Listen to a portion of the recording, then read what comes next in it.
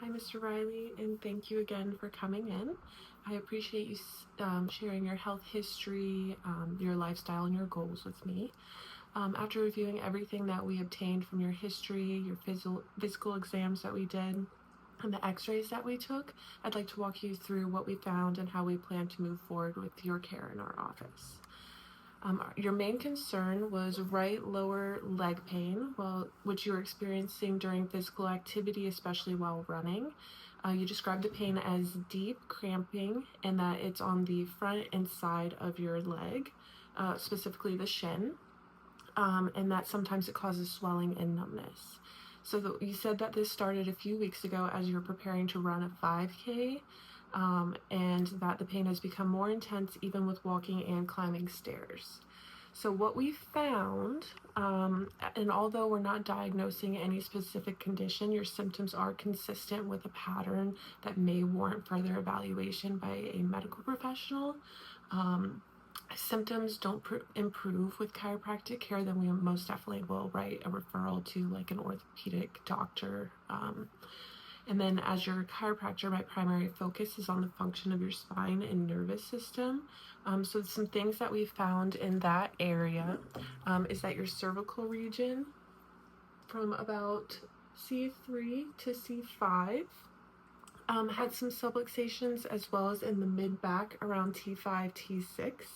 And then your pelvis on the right and your sacrum on the left. The sacrum has gone posterior. And then on the right, your ilium is affected, therefore affecting the sacroiliac joint here. These areas are showing restricted motion, mild inflammation, and muscle hypertonicity, which could be altering how your body moves, absorbs stress, and especially when you're active, which would explain why when you're more active, it's affecting you versus when you're more sedentary. So you've had reduced range of motion in the cervical spine here, and then also in the lumbar spine here. And these limitations may indicate reduced spinal flexibility, joint dysfunction, which can affect how your entire body moves, including how your legs respond during activity.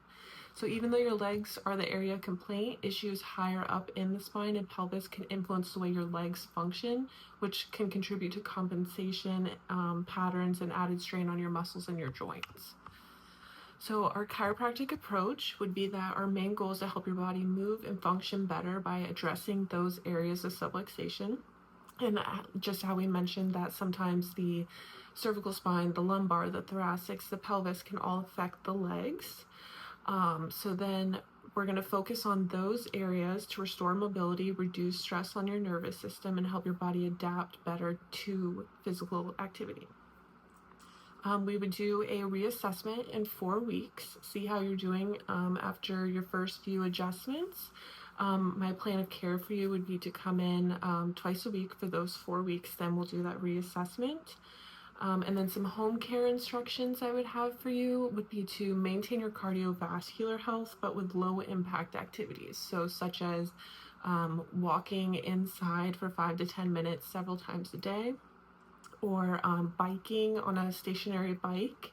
And then we'd also like to express the importance of 90-90-90 postures. So when you sit, you should be 90 with your back, 90 with your legs, 90 with your 90 with your hips, and 90 with your legs to maintain that proper posture when you're sedentary.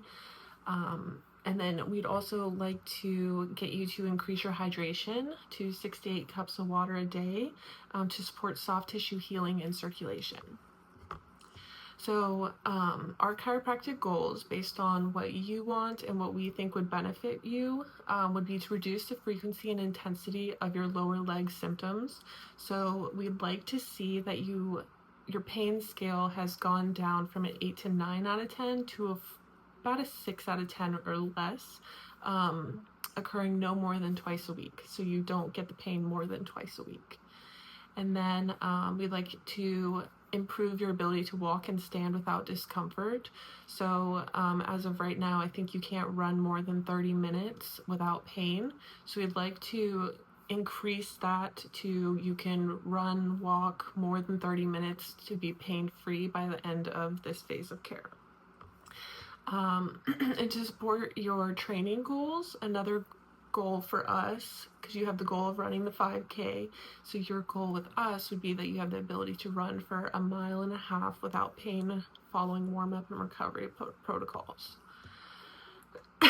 So again, moving forward, we like to see you in the office 2 times a week for the next 4 weeks, which gives us the opportunity to create change, track your progress, and adjust your plan as needed. And then if your symptoms persist or worsen despite chiropractic care, like I said earlier, then we would go ahead and write you a referral to a healthcare provider or orthopedic specialist to see if they need to take a better look at what's going on with the leg if correcting the spine doesn't do what we're hoping it will. So your desire to stay active and run again is a great motivator, and I believe that we can make significant progress through chiropractic care.